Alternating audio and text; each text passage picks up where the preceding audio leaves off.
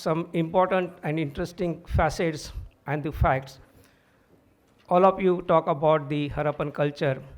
Now let me tell you that Harappans are the founders of the Indian culture because most of the elements that they initiated, including the maritime history, maritime trade, maritime contacts, now most of the objects have continued till today without much change.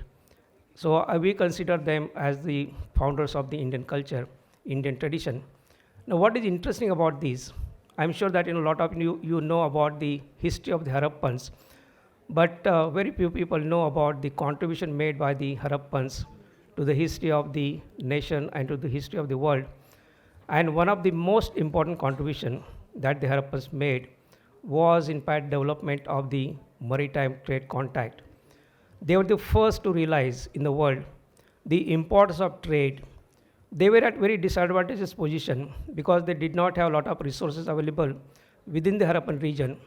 So they had to acquire these raw materials from the adjoining regions which were controlled by the contemporary population through maybe developing the good connection with them. And then they had the technology with them. They started processing the goods on a very large scale, and there was a greater demand.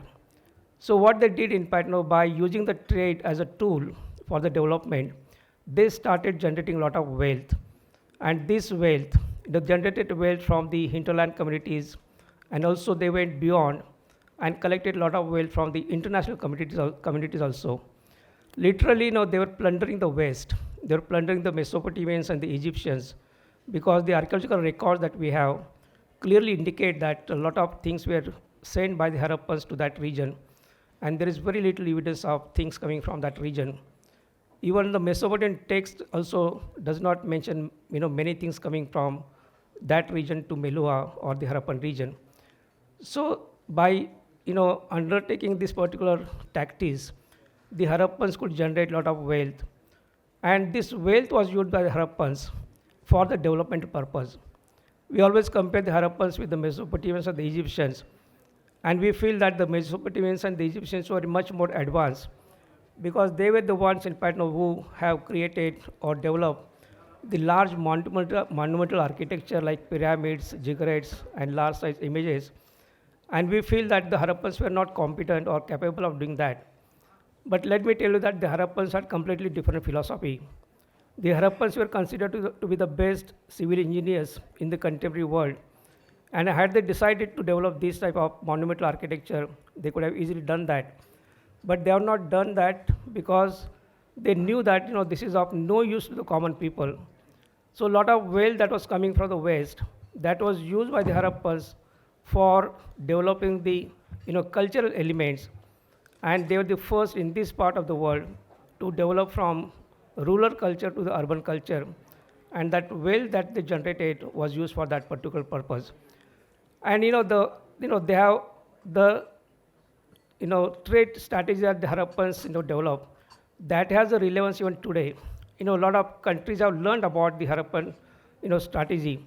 I always give the example of Japan. Japan was almost completely destroyed in the Second World War, and nobody thought that Japan will rise again. But friends, that Japan rose within 15 years, and they showcased the tremendous economic development that they made within 15 years during the Tokyo Olympics in 1964. And the strategy adopted by Japan was exactly same as the Harappan strategy. Japan had the technology like the Harappans had. Japan did not have the natural resources. So they started importing natural resources from India, China, all these developing countries. They produced goods on large scale, and they started supplying the goods to the same people from whom they were acquiring raw materials. That is how Japan could collect so much wealth, and that was the strategy adopted by the Harappans. So there is a lot of relevance. There's a lot of things which we can learn from the Harappans. What they did, in fact, Harappans did, they first tried to create the infrastructure for the maritime trade, even hinterland trade also. So they developed a lot of production centers, what we call as the industrial units, where they were producing the goods on mass scale. And also simultaneously, to facilitate the maritime trade activities, they developed the infrastructure for that. So they were the first people in the world to develop the maritime, the dockyard. Now the dockyard that's found at Lothal. Now let me tell you now, we have, since we have some Indian naval people, when it was excavated in 1950, 55, 56, S.R. Rao, from the Archaeological Survey of India, now he took some delegates from the Indian Navy and he showed the structures to the Indian naval people without telling what we think about that particular structure. And Indian Navy, I think Commodore Bindra was there. So without understanding, without asking S.R. Rao, he said that the only function of this particular structure is a dockyard, because the associated remains and the associated structural elements that they studied, that could lead to them to understand this particular structure. So this is a very, very important structure. For the first time, Indians have developed this particular architecture. And this particular architecture was meant for not only for trade purpose, but for building ships and boats, for repairing the ships and boats. So we were the first, in fact, in the world to develop this particular aspect. And then perhaps the world has adopted from us. Not that we have learned from the Romans, so that is not true. And then, of course, the trade activities continues. Because of the maritime trade, we could develop the urbanizations here. First, during the Harappan times. Secondly, there was some lull, in fact, after the decline of the Harappans. Again, this maritime trade was revived in the early Stoic period during the contact with the Roman Empire. And again, we could generate a lot of wealth, and that wealth was used for developing second urbanization in the country. So that is how this maritime trade was used for the development purpose. Now we have such a large coastline, more than 7,500 kilometer long state coastline. There are 9 states, modern states, and 3 or 4 union territories along the coast. And these states and the maritime,